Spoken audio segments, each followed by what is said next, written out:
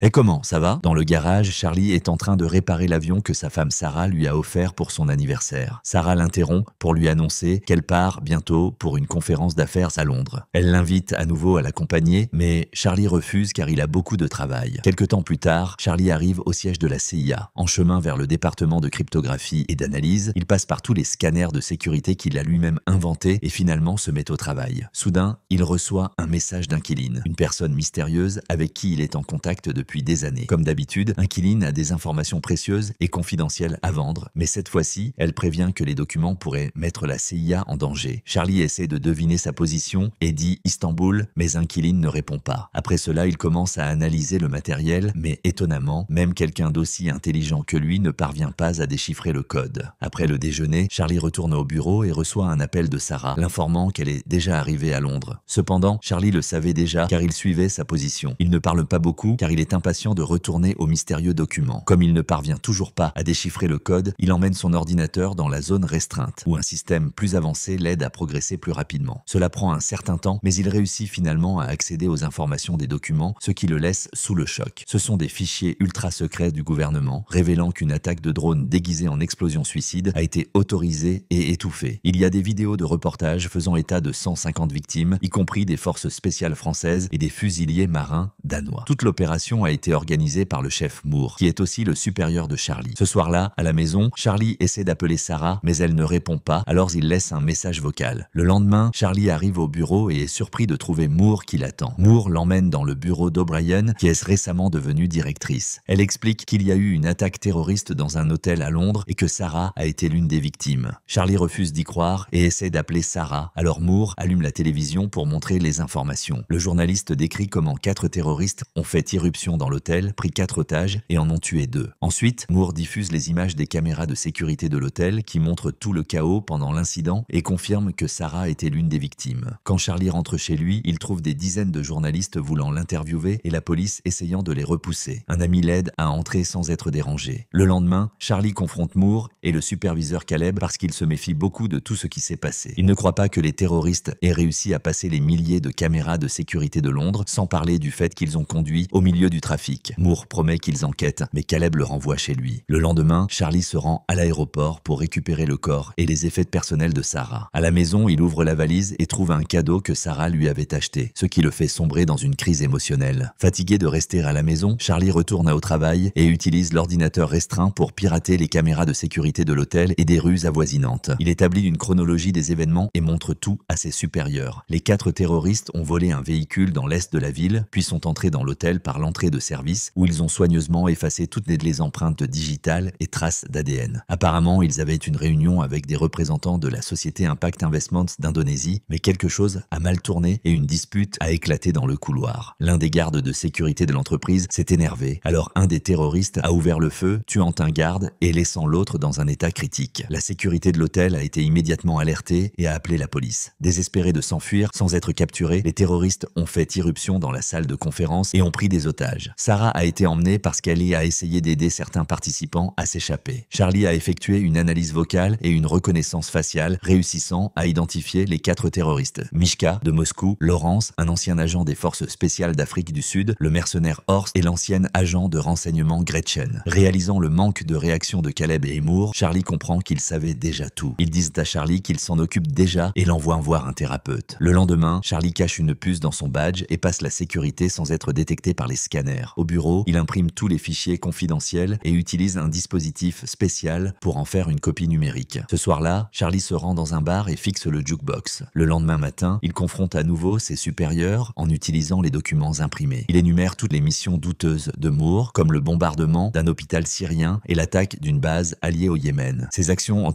entraîné la mort de milliers de civils. Charlie menace de tout remettre à la directrice et révèle qu'il a activé un mécanisme de sécurité. S'il ne saisit pas un code toutes les 5 heures, toutes les preuves seront envoyées aux principaux médias du monde. En échange de son silence, Charlie exige une formation complète de la CIA, de faux passeports, de l'argent liquide, une arme et des informations sur les assassins de Sarah. Après la réunion, Charlie retourne à sa voiture et vomit à cause du stress. Au bureau, Moore dit que le mécanisme est un bluff, mais Caleb prévient qu'ils ne peuvent pas courir ce risque. Ils décident de chercher le déclencheur du système et si c'est vraiment un bluff, ils pourront organiser un accident mortel pendant l'entraînement. Quelque temps plus tard, Caleb et son équipe l'équipe tente de découvrir comment Charlie a copié les fichiers confidentiels. Ils discutent de la possibilité d'un skimmer qui ne fonctionnerait pas sur les ordinateurs protégés et pourrait être utilisé sur une imprimante. Charlie aurait pu envoyer les fichiers à l'imprimante et utiliser une bande magnétique pour copier les données. En vérifiant les images de sécurité, il confirme que Charlie a acheté une bande magnétique dans un magasin, mais ils ne parviennent toujours pas à découvrir comment il l'a fait entrer et sortir du bâtiment. L'équipe a également fouillé la maison de Charlie et découvert qu'il s'est rendu 2 fois dans un certain bar. Ils s'y rendent pour enquêter et trouvent un CD du groupe ABBA sous le jukebox. Caleb choisit ce CD dans le catalogue du jukebox et seul un bruit se fait entendre. Alors, il retire le CD laissé par Charlie. Pendant ce temps, Charlie arrive à une base d'entraînement de la CIA où il est accueilli par le colonel Henderson. Il commence au stand de tir, mais malheureusement, Charlie n'est pas un bon tireur. Il doit s'approcher très près de la cible pour atteindre le bon point. Cependant, lorsqu'il s'agit de fabriquer des bombes, Charlie travaille incroyablement vite, impressionnant Henderson. Ensuite, Charlie doit apprendre sa nouvelle identité, alors Henderson le pousse et le provoque pour qu'il puisse réciter ses informations même sous pression. Enfin, les nouveaux passeports sont préparés. Cette nuit-là, Henderson se rend dans la chambre de Charlie et lui dit qu'il n'est pas un tueur, mais Charlie insiste sur le fait qu'il veut la justice. Henderson prend alors une arme et la donne à Charlie, lui demandant de la pointer sur sa poitrine. Les mains de Charlie tremblent sans arrêt et il finit par baisser l'arme. Au bureau, les agents passent des heures à décoder les informations du CD. Ils découvrent que Charlie bluffait à propos du dispositif de sécurité. Ils informent immédiatement leur supérieur sans savoir que Charlie espionne tout. Il s'avère que la puce cachée dans son badge était en fait un micro placé dans les dossiers remis au chef. Moore appelle immédiatement Henderson et lui ordonne d'arrêter Charlie, mais il s'est déjà échappé. Après avoir raccroché, Moore remarque enfin le micro dans les documents et parle directement à Charlie, disant que c'est de la trahison. Charlie se débarrasse de son oreillette avant de monter dans un avion. Dès son arrivée à Londres, Charlie passe l'immigration et commence son voyage vers Paris. Son faux passeport apparaît sur les ordinateurs de la CIA, alors Moore envoie Henderson à sa poursuite. À Paris, Charlie loue une chambre d'hôtel près du restaurant où Gretchen a l'habitude de se montrer. Finalement, elle apparaît et il parvient à s'approcher suffisamment pour suivre son téléphone portable. Charlie passe la journée à l'extérieur de l'immeuble de Gretchen, attendant qu'elle sorte. Lorsqu'un résident quitte l'immeuble, il saisit l'occasion d'entrer. Charlie suit une vidéo en ligne pour déverrouiller la porte de l'appartement de Gretchen. Il commence à fouiller les lieux et prend des photos de son agenda. Il trouve également une arme dans un tiroir et décide de la garder. À ce moment, le traceur l'avertit que Gretchen revient. Alors il se précipite dans les escaliers pour l'attendre. Cependant, quand elle arrive, enfin, il ne peut pas tirer. Frustré, il retourne à l'hôtel et fait comme si Sarah l'attendait. Après s'être calmé, il observe mieux les photos et découvre que Gretchen se rend fréquemment à l'hôpital. En piratant son dossier médical, Charlie découvre qu'elle a des allergies. Le lendemain matin, il achète une grande quantité de fleurs. Ensuite, il attend dans un café jusqu'à ce qu'il voie Gretchen et la suive jusqu'à l'hôpital. Gretchen subit quelques examens, mais le médecin remarque une anomalie sur l'écran de l'ordinateur et sort de la pièce pour demander de l'aide. Charlie entre habillé en médecin et enferme Gretchen à l'intérieur de la machine. Elle commence à paniquer, mais Charlie l'ignore tout en remplissant la chambre de pollen. Le médecin et une infirmière entendent le bruit, mais la porte est également verrouillée. Gretchen commence à s'affaiblir à cause de ses allergies et Charlie dit qu'il l'aidera si elle lui dit où se trouve Horst, car c'est lui qui a tiré sur Sarah. Les allergies empêchent Gretchen de parler, alors Charlie ouvre la chambre seulement pour qu'elle le pousse contre la table. Ils commencent à se battre dans toute la pièce, se projetant l'un l'autre contre les meubles. Charlie sort son arme, mais Gretchen le fait tomber et ouvre la porte pour s'enfuir. Désespéré, Charlie la suit dans la rue, mais avant qu'il ne puisse tirer, Gretchen est renversée par une voiture. Horrifié par le corps, Charlie se force à s'approcher pour prendre son téléphone portable. Puis, il s'enfuit en courant et jette sa blouse de médecin à la poubelle. À l'hôtel, il lave le sang et prépare ses affaires. Ce soir-là, il se rend à la gare routière et achète un billet pour Marseille. Bientôt, la nouvelle de la mort de Gretchen parvient à la CIA. O'Brien interroge Moore sur l'affaire et il dit seulement que Gretchen semble avoir été tuée par quelqu'un de l'agence elle-même. Cette nuit-là, Charlie se rend dans un bar et boit beaucoup pour noyer la culpabilité qu'il ressent pour sa mort. Il pense voir Sarah danser, mais en regardant de plus près, il se rend compte que c'est juste une femme qui lui ressemble. Ensuite, Charlie voit Henderson s'approcher et panique. Il bouscule les gens jusqu'à ce qu'il parvienne à sortir du bar et court dans les rues jusqu'à ce qu'il trouve un autre bar pour se cacher. Henderson le suit également là-bas, alors Charlie court aux toilettes et verrouille la porte. Malheureusement, il n'y a pas de fenêtre. Il est donc obligé de sortir. Il rejoint Henderson au comptoir et découvre qu'il a été retrouvé grâce au suivi du téléphone de Gretchen. Après une brève conversation, Charlie révèle un chronomètre sur son téléphone et s'enfuit du bar avant qu'une bombe n'explose dans les toilettes. Le chaos s'installe et Henderson perd Charlie de vue. Le traceur de son téléphone cesse également de fonctionner. Le lendemain matin, Charlie contacte Inquiline pour demander de l'aide et embarque dans un avion cargo à destination de la Turquie. À Istanbul, il se rend dans un restaurant et envoie un message à Inquiline. En remarquant le téléphone d'un homme sonner, Charlie essaie de s'approcher, mais il est arrêté par une femme qui lui demande de vérifier son propre téléphone. Ensuite, Charlie quitte le restaurant et la femme l'aborde à nouveau, confirmant qu'elle est inquiline. Elle est déjà au courant pour sa femme. Alors elle lui demande de cacher son chapeau et son sac à dos dans un sac de course. Inquiline veut qu'il fasse semblant de faire des achats pendant un moment, puis qu'il la retrouve dans un garage. Quelques instants plus tard, Charlie la retrouve et elle l'emmène chez elle. Pendant le trajet, Inquiline révèle qu'elle est devenue hackeuse il y a 6 ans après la mort de son mari. Il était un agent de la CIA infiltré dans les services de renseignement russes. En fait, il était l'inquiline original et lui a tout appris. La version officielle dit qu'il est tombé accidentellement d'une fenêtre. En arrivant chez elle, Inquiline affirme que c'est le seul endroit où elle a réussi à rester plus de 3 ans et admet qu'elle est fatiguée de fuir. Elle avoue que si les Russes la trouvent, elle a déjà une arme prête pour abandonner. Ils commencent alors à discuter de l'affaire. Horst est le chef responsable du recrutement de mercenaires pour Moore. Lawrence est un trafiquant d'armes et Inquiline propose de se faire passer pour une vendeuse d'armes afin d'entrer en contact avec lui. Enfin, il y a Mishka qui voyage fréquemment et publie tout sur les réseaux sociaux. Ils analysent attentivement les photos et découvrent une femme à ses côtés. La reconnaissance faciale les mène à son compte Instagram et il confirme qu'elle est en Espagne. Le lendemain, Caleb ordonne à son équipe de maintenir une surveillance sur les terroristes pour retrouver Charlie. O'Brien rencontre Moore et lui dit qu'elle veut qu'il cesse de mener des opérations secrètes sans son autorisation. Moore répond que son prédécesseur lui a dit la même chose, alors il lui donnera la même réponse. Elle a tout son soutien. Après la rencontre, O'Brien monte dans sa voiture et son assistante lui montre une photo de Henderson en Espagne. Il est confirmé que Moore l'a envoyé là-bas, alors O'Brien envoie un de ses propres agents à sa poursuite. Pendant ce temps, Charlie et Inquiline localisent Mishka en piratant les caméras de sécurité d'un hôtel. Charlie se rend alors à Madrid et s'installe dans le même hôtel. Il découvre que Mishka aime nager dans la piscine qui relie les 2 bâtiments par les toits. Au même moment, Henderson suit la trace de Charlie dans cette région. Le lendemain, Charlie commence à construire un dispositif qui l'aidera à capturer Mishka et le cache dans l'hôtel. Ensuite, il suit Mishka jusqu'au bar, sans se rendre compte que Henderson est dans le hall. Charlie voit un homme suspect au bar et se rend compte qu'il l'a déjà vu, ce qui signifie qu'il est suivi. Il avertit Inquiline via son oreillette, qui fait alors une reconnaissance faciale, et confirme que l'homme est un agent de la CIA. Elle voit également Henderson à la caméra et dit à Charlie d'abandonner la mission, mais il insiste pour continuer. Quand Mishka se rend à la piscine, Charlie le confronte en exigeant de savoir où trouver Horst. Il menace de détruire la piscine si Mishka ne coopère pas. Mishka ne le croit pas et commence à nager pour s'éloigner, alors Charlie appuie sur un bouton et la vitre commence à se fissurer. Désespéré, Mishka essaie de nager plus vite, mais il est trop tard. La vitre se brise et il chute vers la mort, tandis que l'eau inonde la rue. Peu après, Inquiline prévient que Henderson et l'autre agent approchent et guident Charlie pour qu'il s'échappe. Une poursuite s'engage et Henderson le rattrape presque. Mais à ce moment-là, l'autre agent l'attaque. Les 2 hommes commencent à se battre dans la buanderie, se projetant à travers la pièce. Charlie observe, tandis qu'il se pousse entre les machines et que Henderson enfonce la tête de l'autre dans une machine à laver. L'agent sort une arme et tire sur Henderson, qui lui vole l'arme et riposte. Charlie entre alors et hésite à aider, mais Inquiline lui rappelle de fuir. Le lendemain, O'Brien convoque Moore dans son bureau et l'interroge sur Charlie. Moore dit qu'il est en congé de deuil et elle le laisse partir. Peu après, O'Brien révèle qu'elle possède des images des caméras de l'hôtel. Pendant ce temps, Caleb et son équipe analysent les mêmes enregistrements et se rendent compte que Charlie a reçu de l'aide. Ils fouillent les conversations cryptées de Charlie et trouvent finalement les messages d'Inquiline. Après une longue enquête, ils découvrent le dossier de l'agent décédé, connu sous le nom d'Inquiline, et en déduisent que sa femme a repris le nom de code. Cette nuit-là, Charlie et Inquiline décident de dormir ensemble juste pour avoir de la compagnie. Mais ils sont réveillés par les cris des oiseaux d'Inquiline. Ils voient sur les caméras que plusieurs agents approchent. Immédiatement, ils s'enfuient par un tunnel caché dans le mur. En sortant, Charlie voit un drone dans le ciel. En se faufilant par un autre bâtiment, ils parviennent à poursuivre leur fuite et quittent le quartier avant que les agents n'envahissent la maison. L'ordinateur est déjà en train de supprimer tous les fichiers. Il ne reste donc rien pour les agents. Après avoir couru jusqu'à la plage, le couple arrive à la voiture d'Inquiline et est repéré par le drone. Bientôt, les agents les poursuivent, même par bateau. Après une longue poursuite, les agents parviennent à endommager suffisamment la voiture pour l'arrêter et Inquiline est grièvement blessé. Charlie n'a d'autre choix que de placer son corps sur le siège passager et de prendre le volant pour continuer à fuir jusqu'à ce qu'il réussisse à semer ses poursuivants. Plus tard, il abandonne la voiture dans un garage et dit adieu à Inquiline avec un baiser. Le lendemain, Charlie contacte Lawrence en se faisant passer pour un trafiquant d'armes et fixe un rendez-vous. Ensuite, il achète du nouvel équipement électronique et se rend en Roumanie. Dans un bâtiment abandonné, il filme son propre visage et pirate un circuit de sécurité à Berlin. Maintenant, la CIA croit qu'il est à Berlin et y envoie des agents. Quand Lawrence arrive enfin, il trouve un téléphone qui sonne sur une chaise. Charlie lui dit de regarder dans une boîte où se trouvent plusieurs bombes. S'il bouge, elles exploseront. En remarquant une photo de Sarah dans la boîte, Charlie apparaît derrière lui en demandant où se trouve Horst, promettant de désactiver les bombes s'il coopère. Lawrence révèle que Horst opère dans les eaux russes et reçoit habituellement des livraisons dans un port de la mer Baltique. Charlie lui demande alors comment le contacter et Lawrence dit qu'il ne reçoit que des messages avec des codes secrets de ses hommes. Tous les numéros et noms sont dans son téléphone, qu'il jette par terre. Après avoir ramassé le téléphone, Charlie s'en va et entend les bombes exploser, tuant Lawrence dans l'autre pièce. Bientôt, la CIA reçoit la nouvelle de la mort de Lawrence en Roumanie et se rend compte qu'elle analysait de fausses images. Plus tard, dans un hôtel russe, Charlie imagine Sarah à ses côtés et ouvre son cadeau. C'est un puzzle qu'il résout rapidement et trouve un message affectueux de sa femme. Le lendemain matin, il se rend au port et voit un véhicule suspect. Il envoie le code aux hommes de Horst et observe un homme près de la voiture vérifier son téléphone. Il le suit et prend des photos du bateau avant de partir. Après avoir acheté quelques outils, Charlie retourne à l'hôtel et suit le yacht auquel le bateau appartient en utilisant le numéro d'immatriculation. Il étudie également les routes maritimes que Horst pourrait